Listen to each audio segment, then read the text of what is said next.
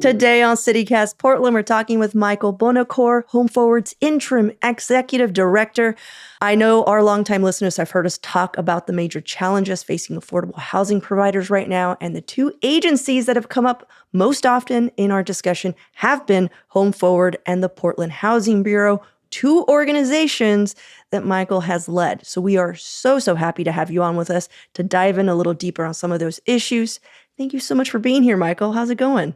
It's going well, and I'm really excited to be on the show and really excited to have discovered the show. I was not aware of it until recently when someone texted me the episode on which one of you said something to the effect that if the city was the mob, I would be its cleanup guy. Yeah. You can imagine how delighted I was about that. This is something that I have long thought is really needed, just sort of a conversational approach to things that can feel awfully wonky. And I didn't realize you all existed, and now I do. So I'm happy to be here.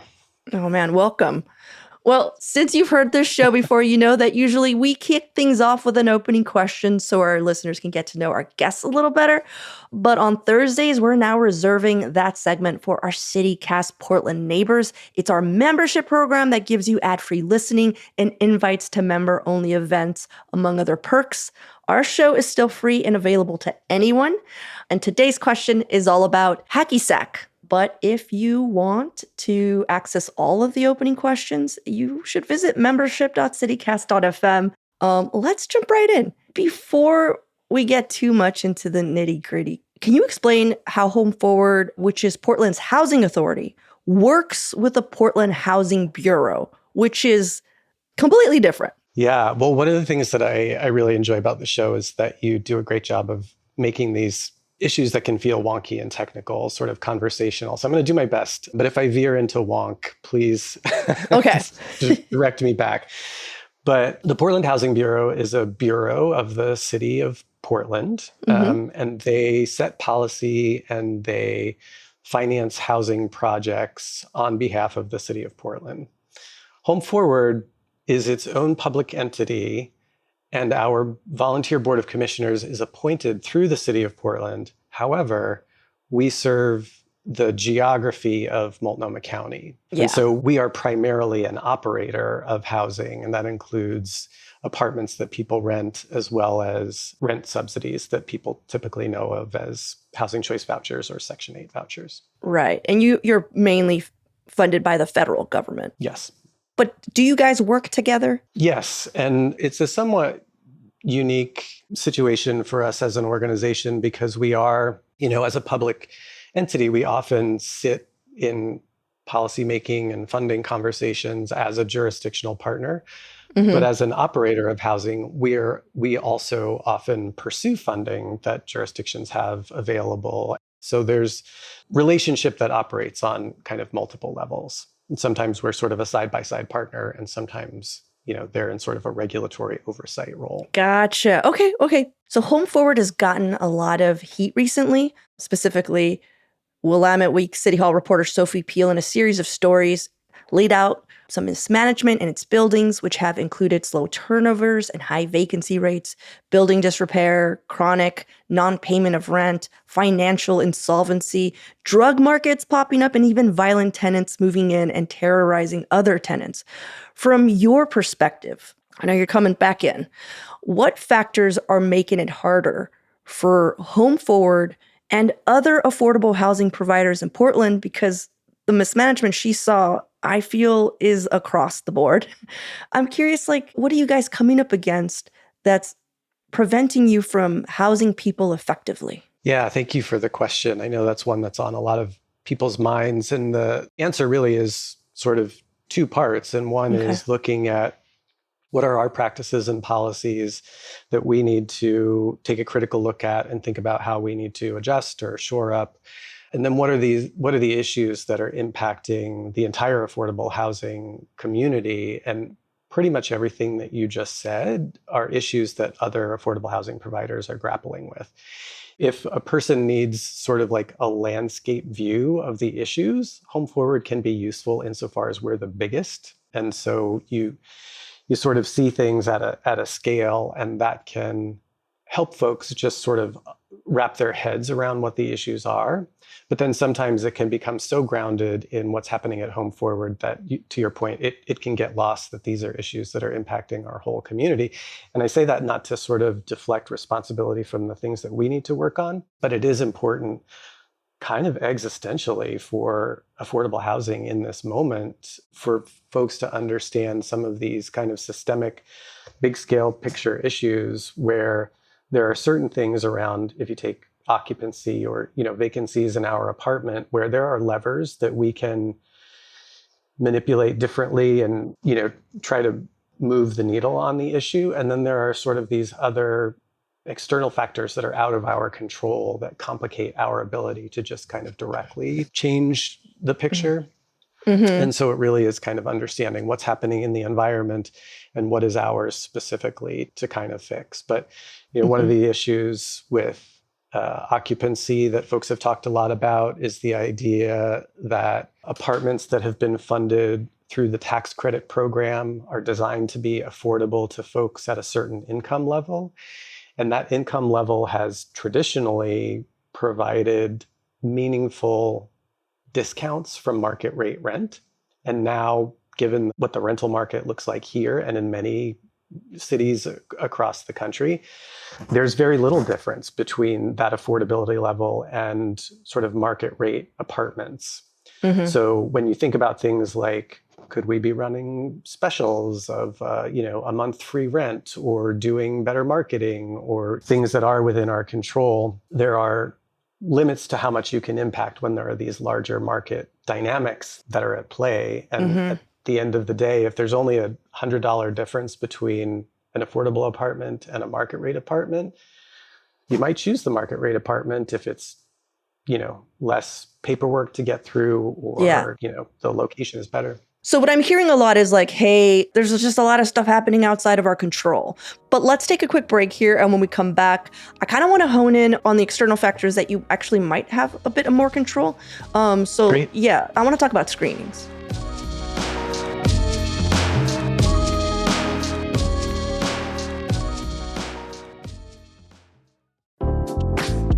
A serious injury, catastrophic crash, or wrongful death can change your life in an instant. The legal path forward can be daunting, especially when the responsible party is a powerful entity. That's why having experienced advocates on your side makes all the difference. At Buonocore Law Group, you're not just a number.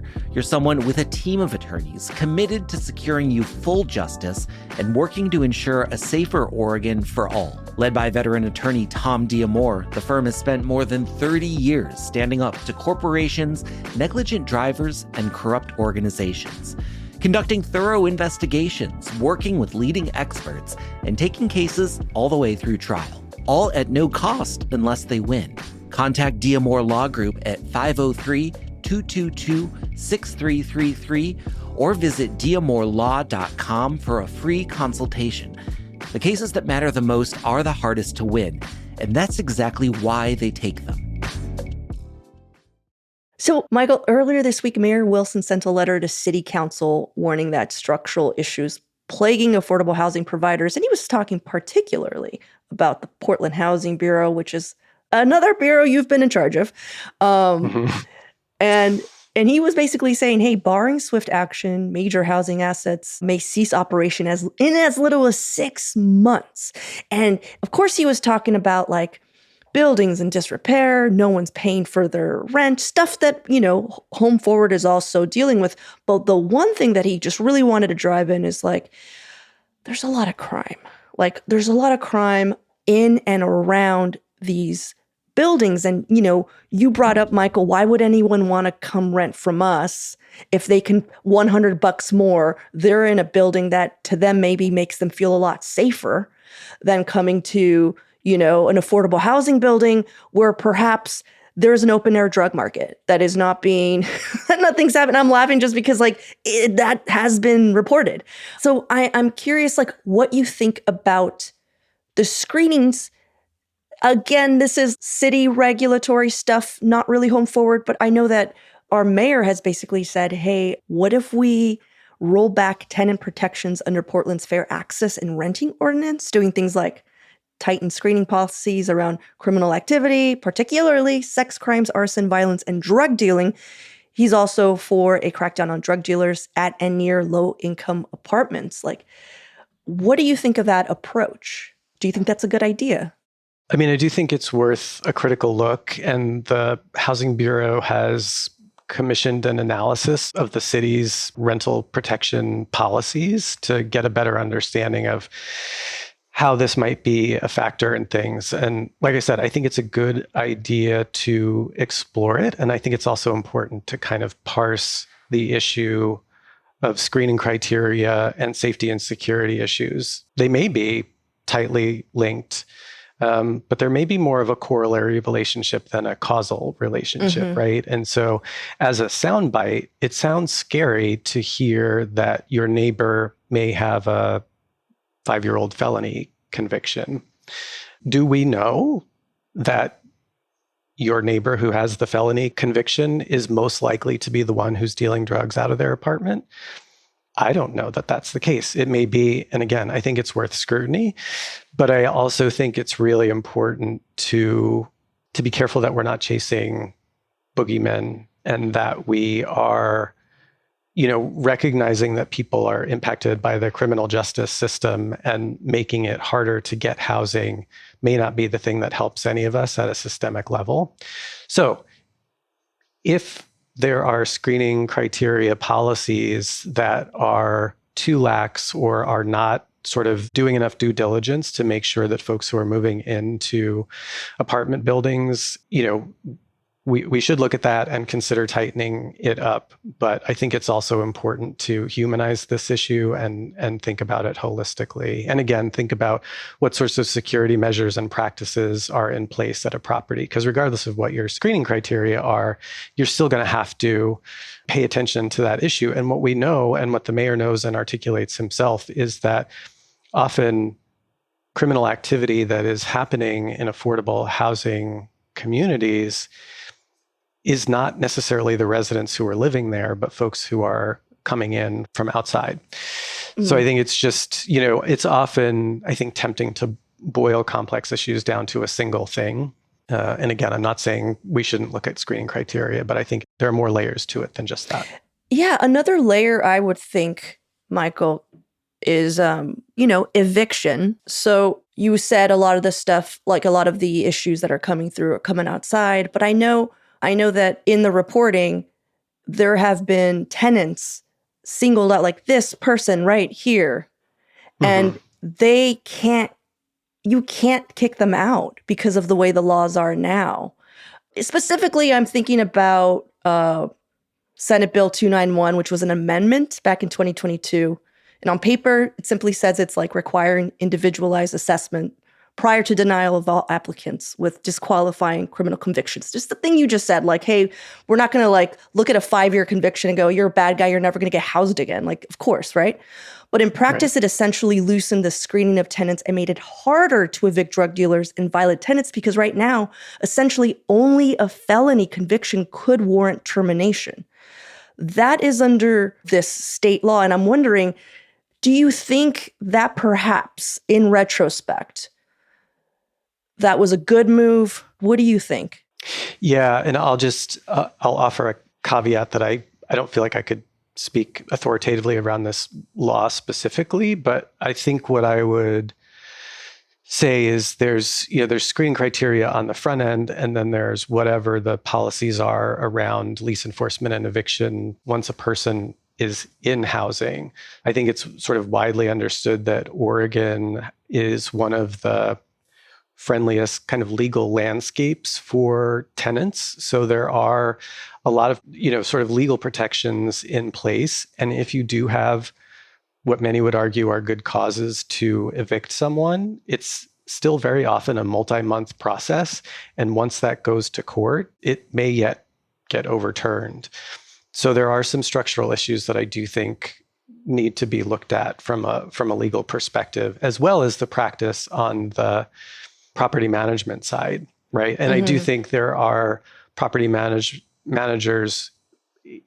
sort of writ large who have sort of run into that wall so frequently that they may not be doing those lease enforcement steps because they don't think it's going to get them anywhere. And I think there's a piece where we as a affordable housing community have to be taking those steps and, sort of doing what we can on our end to ensure that we're using the tools that we have available to keep folks safe and to, reasonably enforce leases.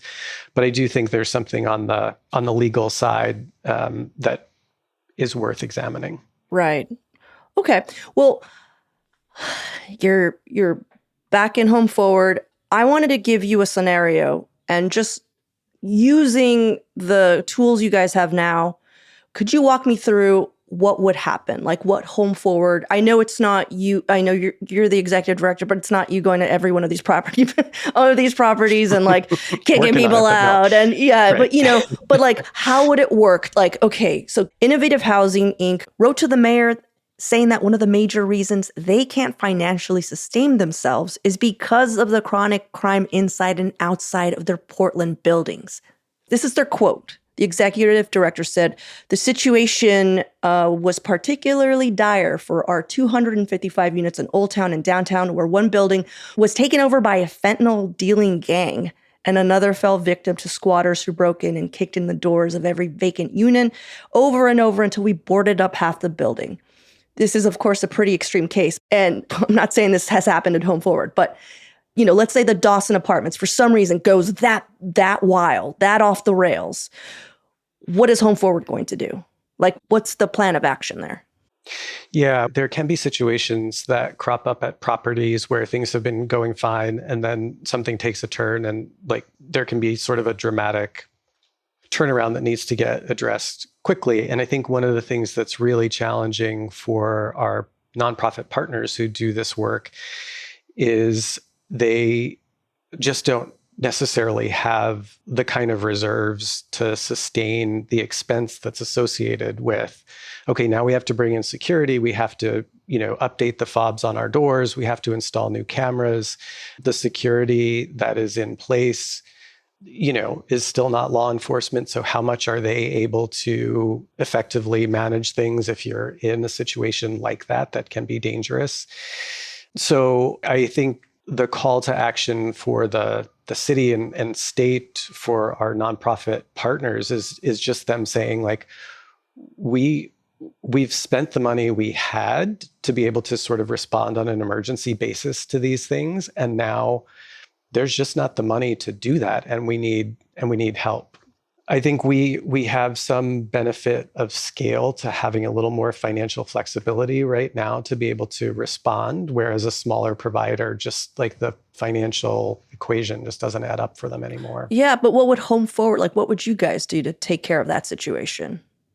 Because what I'm hearing is a lot of speculation of what somebody else would do, but I'm asking you, Michael, executive director of Home Forward, you find out that happened to one of your properties. What's the plan of action? Yeah, I think it's multi-step, and we need to understand what's going on at the particular property, but, we would have the ability to bring in, to increase security, to have an increased site staff presence.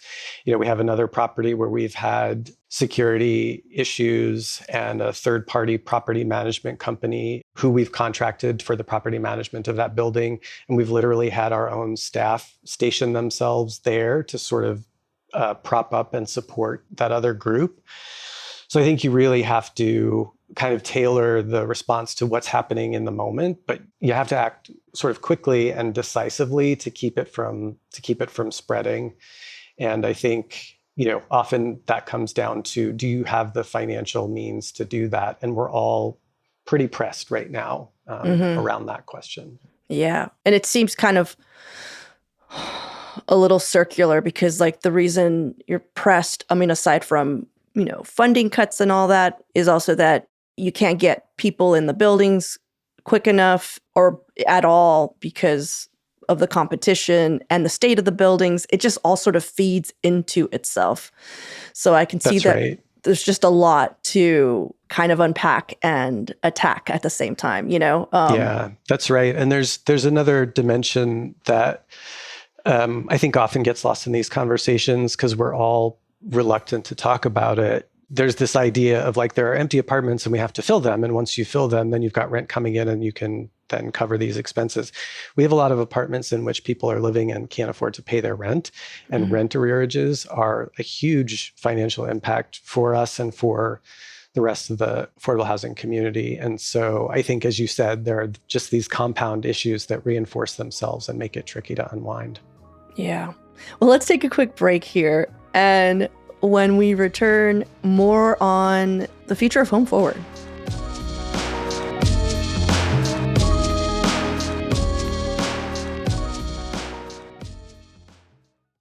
Michael, you were recently called back to take over management of Home Forward after being with the agency almost 2 decades, right? And That's right. This is because Ivory Matthews, who had the title of CEO at Home Forward, was forced to resign after Willamette Week found out she had spent more than $100,000 on travel for what appeared to be, to us, appeared to be pretty lavish family vacations, loosely tied around work trips. Also, your move back to Home Forward came after you were tasked to take over the Portland Housing Bureau because their executive director was also forced to resign last year once it was discovered they had millions and millions of affordable housing dollars in unbudgeted funds just floating around, not doing anybody any good. So that's why we called you the cleaner on the show. Clearly, it appears that you're seen as a problem solver by your colleagues. Like, what do you think you have to fix at Home Forward? Like, what are you looking to change internally in the organization that's going to put you guys in, a better footing? Yeah. Well, I'm in week 4 now. And so there's been a lot of exploration of that question. So I've done a lot of traveling out to sites. I've met with resident groups and had, a bunch of briefings. I have yet to have a briefing on our screening criteria and sort of get my head back in where we're at in that. I think it really is a process of kind of parsing, as we were saying before, like what are the external issues that might be out of our control, but what is inside of our control. And in some cases, folks are doing some really great work to help us turn the corner. And part of my role is just an affirmation of that or an amplification of that, or to let folks know we're on the right track, or to, make some shifts and to just really take a critical look and make changes where we need to. I think there are some tough budget decisions that are yet to come. We're still in an environment where the outlook from our federal funding is not great. Yeah. And I think some of what I heard coming in from staff is that they want more communication. They want more engagement around problem solving. There are a lot of really talented folks here in the organization who are right up close to these issues and have the ability to articulate what some solutions might be. And so I'm just really spending time, listening to them and trying to dig in. So there are some things that I did, sort of right off the bat to, sort of help us move towards reestablishing credibility and accountability. Part of it is like having these conversations and being willing to take questions when someone says to me like, no, I'm asking what you're going to do, and even if I feel like I'm, not the most articulate in the moment, I think being willing to have the conversation, and if that tips me off to like, I need to go back and study harder on this issue or think more critically about it, then I think there's just a conversation with the community about what are we trying to do, and are we listening, and are we sort of showing up and taking our accountability seriously. So that's where I'm at in week 4. That's nice. It feels like a good place, listening. Bracing yourself for the reckoning of the accountability from the community. I think that a lot of these questions that are coming out is that this is our first time hearing this. You know what I mean? Like, we're just like, wait, what now? and so like, not only are we outraged with whatever, headline or news bite we're getting, but also we're outraged with a system that you guys already know has been so fucked for so long that we're like, we're living through this. And I know like, we're like, catch us up, but also what are you doing? So just know that all the passion that you're hearing from people, from constituents, and like, it's that. It's us. Yeah, also, like, I welcome it. Yeah. Yeah. And I think on that same episode, when you were talking about this issue, you talked about the idea of like, why would people step into these roles when, well, these are my words, like it's a bit of a setup insofar as you can't step into the executive director role of a Metropolitan Housing Authority and not expect that you're going to get dragged out into the public square at some point. We don't have enough resources to serve the number of people who need it. We don't have the resources we need to do all of sort of like the repair and rehab work that's needed on our buildings. Like we are set up to, at best, not sufficiently meet the needs that the community has. And in these conversations about, whose fault is that, or very justified questions from people about why isn't this working, I think we also have to come back to this core issue of people can't afford their rent. And we are, as a country, choosing to allow this economic condition to define our economic reality. And it's not getting better. I believe you will see Home Forward's performance improve, and we're going to hunker down and figure out and solve some of these problems. But structurally, these questions, these really hard questions about homelessness, like that is not a question of why aren't people operating better. Like that is an existential question for us as a country. And I think we need to be beating that question up as well. Yeah. Well, what else do you think needs to happen to actually push ourselves past this dysfunctional system to a future where we're on the same plane as our mayor who wants to end all unsheltered homelessness? Do you remember when he was like, in a year, all gone, it's going to happen? And I'm sure everyone who worked in affordable housing was just like, fuck. But what else needs to happen? Like you're kind of our guy, Michael. Like, God you've been both agencies over 2 decades of experience, in our city. Like, what do we need? Yeah, well, I have long said, and this harkens to what I was just saying, God bless the mayor and everybody who steps up and says, like, I want to fix this. And like, agree or disagree with his approach, no one can question that he cares very deeply about this city. And that's welcomed, but I think we as a public need to understand better kind of what I was saying, which is this is a national problem. Like there is no Portland solution that therefore ends homelessness and has everybody in housing that they can afford and is safe and stable for them. Like this is the result of decades of federal disinvestment in housing in this country. And so our mayor and our county chair and every elected official should be pointed at this issue and digging in and doing their best. But to the extent that anybody is running on a platform of like, I'm going to fix this, it does a disservice to the understanding of the issue that they just can't. They just structurally can't, and it's not their fault. But if we just sort of reinforce this idea that like if we just pick the right mayor or we just get the right county board, we can get on top of this, we're not understanding the systemic causes that are at play here. Yeah.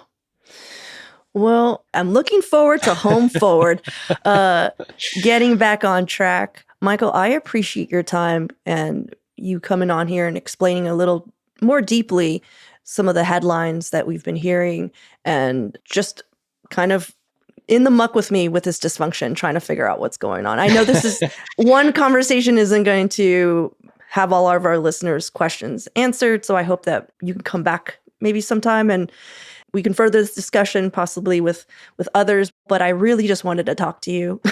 Thank you.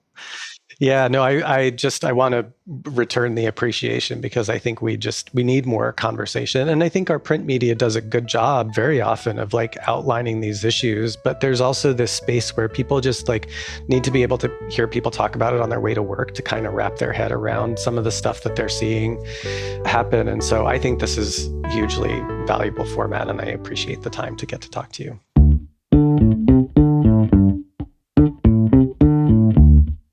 That's all for today here on CityCast Portland. Thank you so much for listening. If you enjoyed the show, please share it with a friend, rate or leave us a good review. And don't forget, you can support this show and get great perks by becoming a CityCast Portland neighbor. Just visit membership.citycast.fm. We'll be back tomorrow morning with more from around the city. Until then, see you at Slim's or in Westland, hacking the sack. Or bagging the foot. Or bagging the foot, yeah.